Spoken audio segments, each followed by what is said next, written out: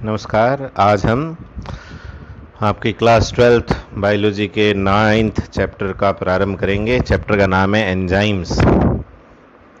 Enzymes जैव रासायनिक अभिक्रियाओं को उत्प्रेरित करने वाले रसायन हैं।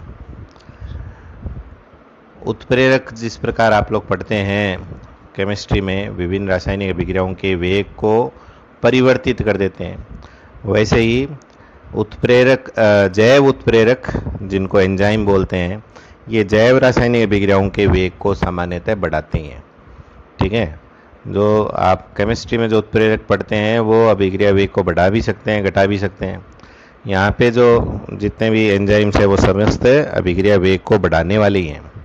ठीक है, तो परिभाषाई रूप में हम ये कह सकते हैं जैव रासायनिक अभिक्रिया के वेग को बढ़ाने वाले कार्बनिक यौगिक या रसायन एंजाइम्स कहलाते हैं। ठीक है, हिंदी में प्रकीर्ण शब्द भी आता है, विकर शब्द भी आता है, लेकिन हम लोग एंजाइम शब्द का ही उपयोग करेंगे।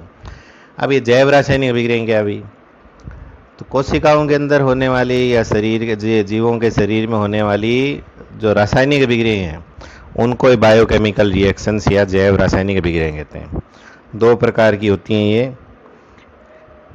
एक होती है उपचय, जिसको बोलते हैं एनाबोलिज्म, एनाबॉलिक प्रोसेसेस लिखा है इसने।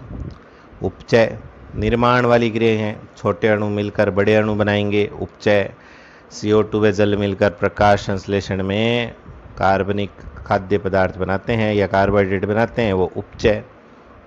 अपचय मतलब टूटना, बड़े अणु छोटे अणु में टूटेंगे, वो कैटाबॉलिक रिएक्शन होगी। कैटाबॉलिक प्रोसेसेस या कैटाबॉलिज्म कहेंगे, अपचय कहेंगे। बड़े अणु छोटे अणु में टूटते हैं, जैसे पाचन की क्रिया, वो अपचय। और उपचय और अपचय दोनों को मिलाकर उपापचय। समस्त जैव रासायनिक अभिक्रियाओं को हम लोग उपापचय या मेटाबॉलिज्म कहेंगे। ठीक है, मेटाबॉलिज्म की संज्ञा दी जाती है उसको, मेटाबॉलिज्म।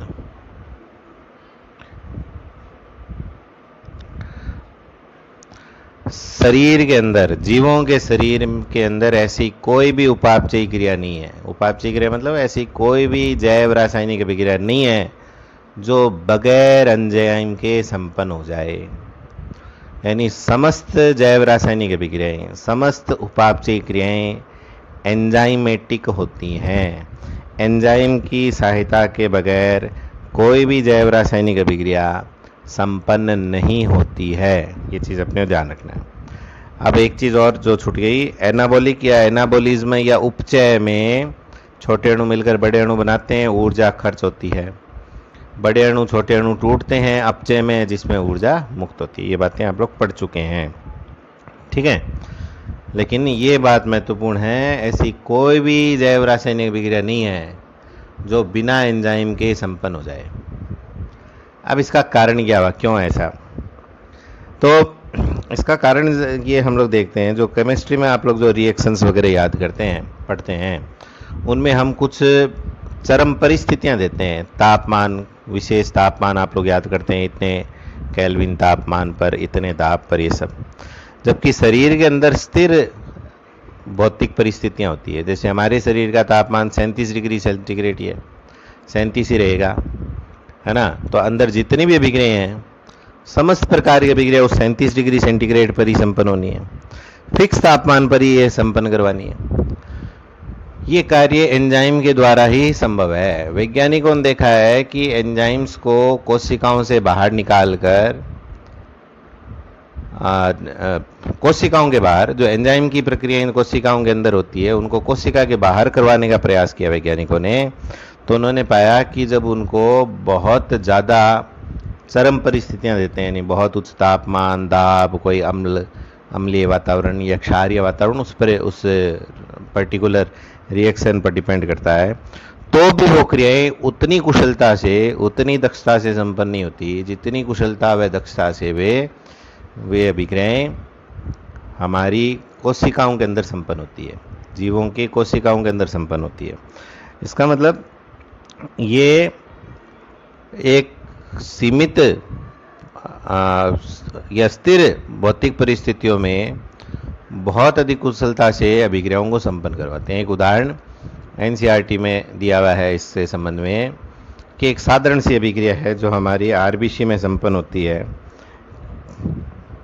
H2O प्लस CO2 मिलकर कार्बोनिक अम्ल बनाता है।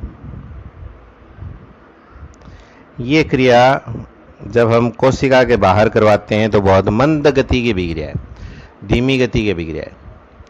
ठीक है, 1 घंटे में लगभग 200 अणु बनते हैं कार्बोनिक अम्ल के।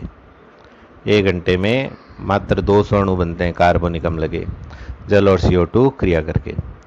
जबकि यही क्रिया आरबीसी के अंदर कार्बोनिक एनहाइड्रेज एंजाइम की उपस्थिति में, कार्बोनिक एनहाइड्रेज एंजाइम, एंजाइम का नाम कार्बोनिक एनहाइड्रेज, उसकी उपस्थिति में यही क्रिया हमारी आरबीसी के अंदर जब होती है तो 1 सेकंड में 6 लाख अणु बनते हैं इसके, कार्बोनिक अम्ल के। कहाँ? कोशिका के बाहर 1 घंटे में 200 अणु, और वही अभिक्रिया कोशिका के अंदर 1 सेकंड में 6 लाख अणु। अंतर क्या हुआ? कोशिका के अंदर एंजाइम था और कोशिका के बाहर जब ये रिएक्शन करवा रहे थे बिना किसी उत्प्रेरक के, तो इतनी कम गति से हो रहा था। तो इसका मतलब एंजाइम बहुत अधिक दक्षता से बहुत अधिक अभिक्रिया के वेग को बढ़ा देते हैं।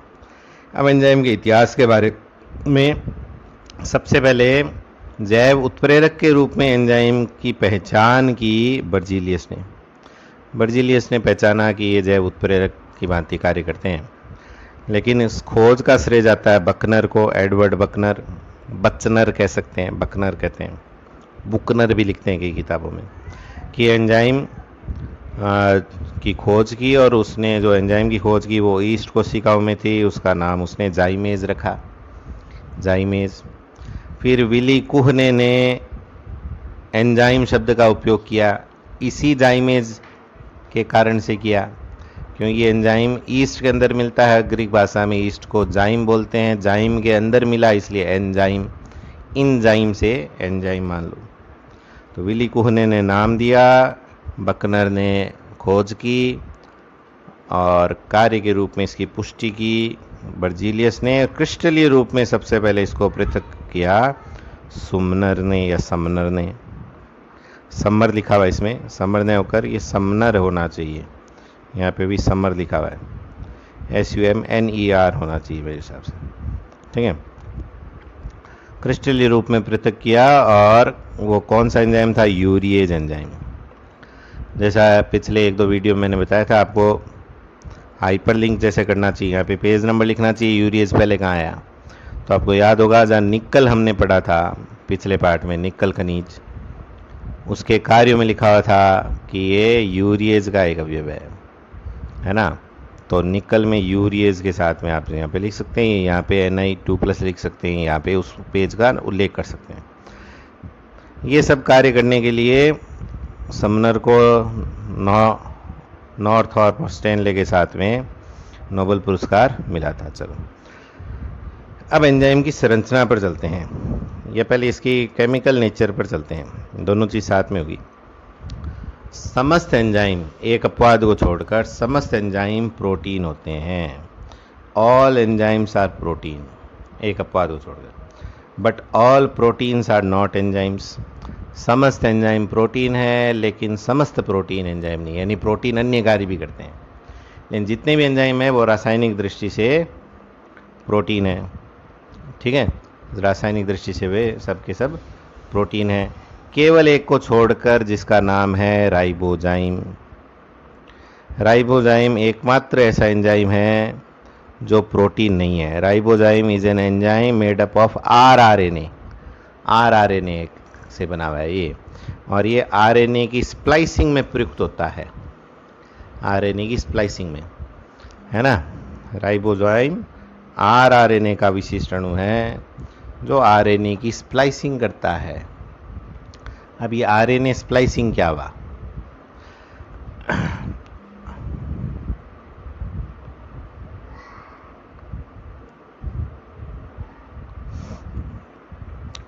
राइबोजाइम यहाँ पे आपके लिखा हुआ है RNA स्प्लाइसिंग, लेकिन RNA स्प्लाइसिंग का कार्य SNRNA, SNRNP करते हैं।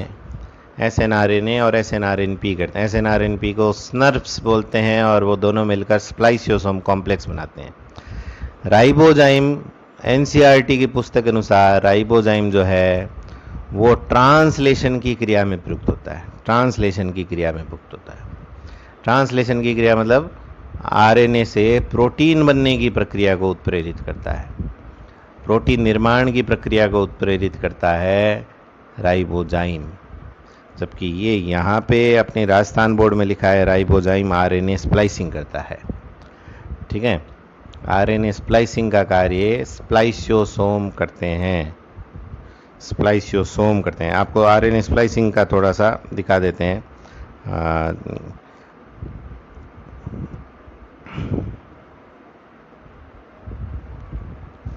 ये टॉपिक अभी जो 12वीं में विद्यार्थी हैं उन्होंने 11वीं में पढ़ा होगा, और अब जो 11वीं में आए हैं वो जब अगले वर्ष 12वीं में आएंगे तब पढ़ेंगे NCERT में 12th में। ये अनुलेखन की क्रिया है, ट्रांसक्रिप्शन, जिसमें DNA से RNA बनता है। मुख्य रूप से mRNA की बात हो रही है। यूकैरियोट में जो DNA होता है वो विभक्त प्रकार का होता है, स्प्लिट जीन होता है। ज़्यादा विस्तार से आगे हम लोग पढ़ेंगे, रिकॉल करवा रहे हैं इसलिए शॉर्ट में बताता हूँ। विभक्त जीन का मतलब है कि इस DNA में उपयोगी कोड युक्त भागों के साथ साथ बीच बीच में अनुपयोगी भाग होते हैं जिनमें कोई कोड नहीं होते। प्रोटीन निर्माण के लिए कोई कोड नहीं होती। उन कोड रहित भागों को इंट्रॉन्स बोलते हैं, और जो उपयोगी भाग है उसको बोलते हैं एक्सॉन। तो एक्सॉन के बीच बीच में इंट्रॉन्स फंसे हुए रहते हैं। तो ये इस डायग्राम में येलो कलर से एक्सॉन और बीच में ऑरेंज कलर से इंट्रॉन्स दिखाए हैं। ठीक है, अब ये जो RNA बना है इसको HNRNA कहेंगे। mRNA कह के इसको बोलेंगे HNRNA, hetero nuclear ribonucleic acid. ठीक है, विषमांगी केंद्र की। ये HNRNA अनुपयोगी है, इसका ट्रांसलेशन नहीं हो पाता, इससे प्रोटीन का निर्माण नहीं हो पाता, इसलिए इसको इंट्रॉन्स को हटाना पड़ता है। इंट्रॉन्स को हटाने की क्रिया वो बोलते हैं RNA स्प्लाइसिंग। ठीक है, अब इससे पहले इस HNRNA को स्थायी करना पड़ता है, इसलिए इसके 5वें सिरे पर कैपिंग की प्रोसेस के द्वारा कैप लगाई जाती है। कैप होती है 7 मेथिल गुआनोसिन ट्राइफॉस्फेट की, और तीसरे सिरे पर पूंछ लगाई जाती है। टेलिंग की प्रोसेस है, उसको टेलिंग भी बोलते हैं, पॉली एडिनाइलेशन भी बोलते हैं। अनेक एडिनिलिक अम्लों का समूह जोड़ा जाता है। तो तीसरे सिरे पर पूंछ, 5वें सिरे पर टोपी लगाई जाती है। फिर ये है स्प्लाइसियोसोम कॉम्प्लेक्स, जो अंगूठी जैसे गोल गोल दिख रहे हैं। ये है स्प्लाइसियोसोम, जो कि SNRNA और SNRNP से बने हैं। ये इन इंट्रॉन्स को हटा देते हैं, तब जाके ये mRNA बनता है। ठीक है, अब आपके वो लिखा है कि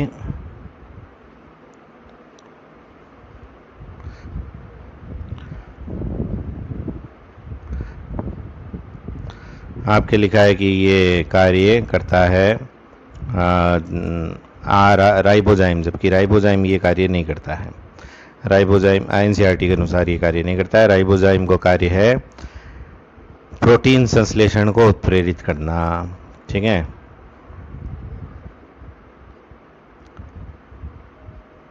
ये आपको दिखाते हैं, देखो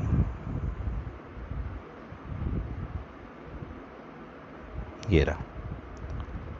The ribosome also acts as a catalyst. 23S rRNA in bacteria is the enzyme ribozyme for the formation of peptide bond. तो ट्रांसलेशन में प्रोटीन के अणुओं के बीच में जो पेप्टाइड बंध बनता है उसके निर्माण हेतु एंजाइम चाहिए, राइबोजाइम। तो यहाँ आप राजस्थान बोर्ड की किताब में सही करेंगे कि राइबोजाइम का कार्य है ट्रांसलेशन में, स्प्लाइसिंग न करके यहाँ पे ट्रांसलेशन करेंगे, ये गलत था आपको।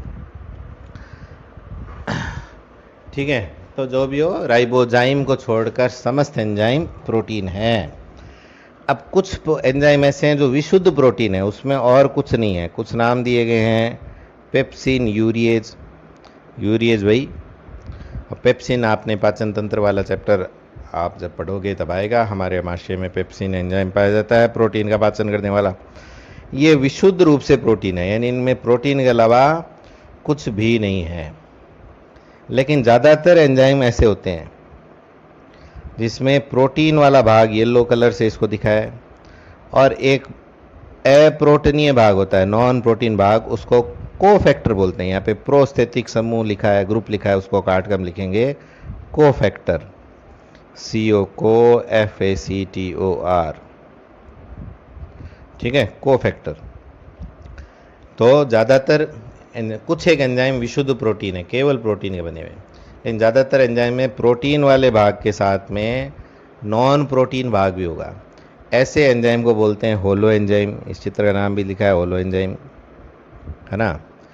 प्रोटीन वाले भाग, ऐसा एंजाइम जिसमें प्रोटीन के अलावा नॉन प्रोटीन भाग भी होता है, उसको होलो एंजाइम कहते हैं। होलो एंजाइम के प्रोटीन वाले भाग को एपो एंजाइम बोलते हैं और नॉन प्रोटीन भाग को बोलते हैं कोफैक्टर।